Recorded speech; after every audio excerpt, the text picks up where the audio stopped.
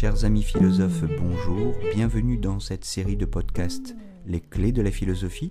Je m'appelle Jérôme Ravenet et je partage avec vous des conseils et une réflexion sur les clés utiles pour entrer en philosophie à travers les exercices académiques de la philosophie, la dissertation et l'explication de textes autour des auteurs du programme officiel des examens et concours du secondaire et du supérieur.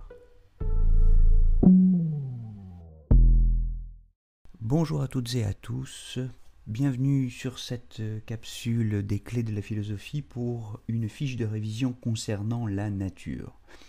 La nature, en philosophie, on peut l'entendre au moins en trois sens différents. La nature, en effet, ça peut d'abord désigner l'essence d'une chose. L'essence d'une chose ou la nature d'une chose, c'est ce qui fait qu'une chose est ce qu'elle est. Par exemple, quand on parle de la nature humaine, il y a eu tout un débat au tournant du XVIIe, XVIIIe siècle sur la question de la nature humaine. Je vous renvoie par exemple à un précédent podcast consacré à la conscience morale chez Rousseau et qui tournait autour de cette question de la nature humaine. Il y a eu un débat important dans le champ des études politiques sur les droits de l'homme concernant la nature humaine, c'est-à-dire concernant ce qui est essentiel à l'humain et qui le différencie du reste du vivant animal, qui le différencie du mécanique, qui le différencie du divin, bref, ce qui le spécifie, ce qui fait qu'il est ce qu'il est et qu'il n'est pas autre chose. L'essence, c'est ce qui s'oppose aux qualités. Par exemple, la couleur, le poids, la forme, tout ce qui est accidentel, inessentiel. Alors où est le problème ? Où est le problème de cette nature humaine, par exemple ? Eh bien, est-elle bonne ? Est-elle mauvaise ? Sur cette question, il y a un débat. Pour Hobbes, la nature humaine est mauvaise, et il faut entrer en société pour corriger la nature. Mais pour Rousseau, la nature humaine est bonne, et c'est la société qui le pervertit. Il y a donc une nature humaine, mais en quoi consiste-t-elle ? Est-elle bonne ? Est-elle mauvaise ? Et quant à la question de savoir si la nature humaine même existe, il y a débat. Au XXe siècle, pour Sartre par exemple, dans l'existentialisme, il n'y a pas de nature humaine, puisque pour Sartre, comme je vous le rappelle, et je vous renvoie à ce sujet à la capsule qui est consacrée à la liberté chez Sartre, pour Sartre, il n'y a pas de nature humaine, l'existence précède l'essence. C'est-à-dire que l'homme ne naît pas avec un ensemble de caractéristiques déterminées. Il n'est pas assigné par la nature à être ce qu'il est. Il n'y a pas de nature humaine, c'est-à-dire que l'homme se choisit. Il est fondamentalement libre. Il est ontologiquement indéterminé. Il est néant et il se choisit d'être ce qu'il a à être. Bon, j'espère que vous voyez qu'il y a problème sur cette question de la nature.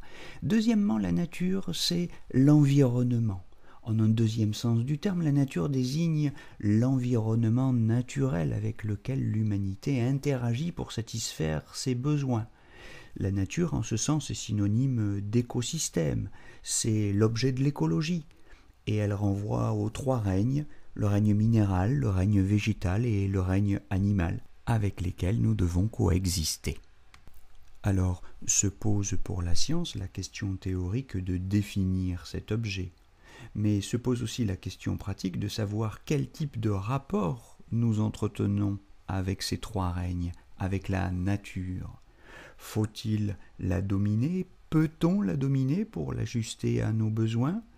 Telle est la question du prométhéisme, la question de la technique moderne, à laquelle je vous renvoie puisque nous avons déjà traité de ce sujet dans une précédente capsule consacrée à la technique. Mais on retiendra que pour la technoscience, le concept de nature a un sens seulement descriptif.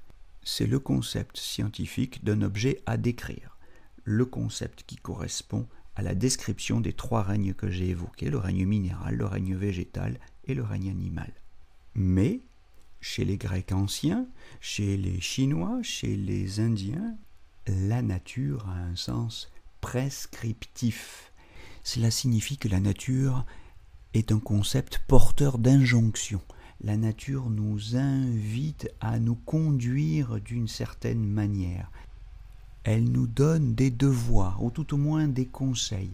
Nous avons à nous harmoniser à elle.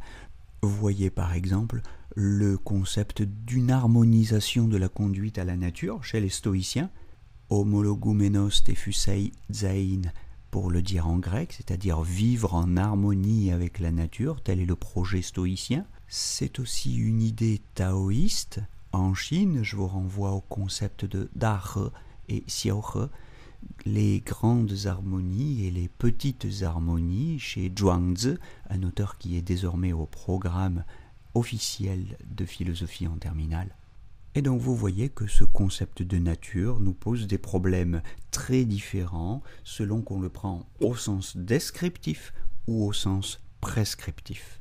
Pour résumer cela par une approximation générale, on peut dire que le sens descriptif, c'est celui qui intéresse la science, le sens prescriptif, c'est le sens moral de la nature. Bien, je vous avais dit qu'il y avait 3 sens du mot nature, en tout cas j'en distingue 3. La nature, venons-en au 3e sens, la nature peut désigner Dieu lui-même. En un sens métaphysique ou théologique, la nature, c'est Dieu. Dieu, c'est la nature. Deus sive natura, disait Spinoza. Cette nature, c'est pour Spinoza la substance primordiale du monde. Ce qui substare, se tient dessous, c'est ce qui donne à la nature son être. Cette nature peut s'entendre en 2 sens. Comme nature naturante et nature naturée. La nature naturante, c'est la cause. Et on sait que chez Spinoza, effectivement, Dieu est cause de soi, et cause de toutes les formes que nous observons dans le monde. Ces formes, ces modes, pour parler comme Spinoza, ou ces phénomènes, comme nous le dirions peut-être plus simplement aujourd'hui, c'est la nature naturée. Eh bien, il faut se souvenir que définir Dieu comme étant la nature ou la nature comme étant Dieu, cela ne va pas sans poser problème. Le Dieu de Spinoza est aux antipodes du Dieu surnaturel des religions monothéistes. La formule de Spinoza n'a rien d'évident, elle ne va pas de soi. Elle est si peu évidente que Spinoza a longtemps été considéré au XVIIIe siècle, et même encore pour une large partie du XIXe siècle, comme un auteur maudit, comme un philosophe athée. Voilà donc en substance quelles sont les 3 définitions de la nature. En substance, c'est le cas de le dire.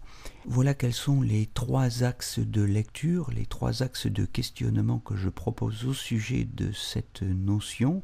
Je vous ai donné quelques références, vous les retrouverez dans le descriptif qui est en dessous du podcast. Et je vous souhaite une belle journée en vous donnant rendez-vous la semaine prochaine pour de nouvelles clés de la philosophie. À la prochaine fois!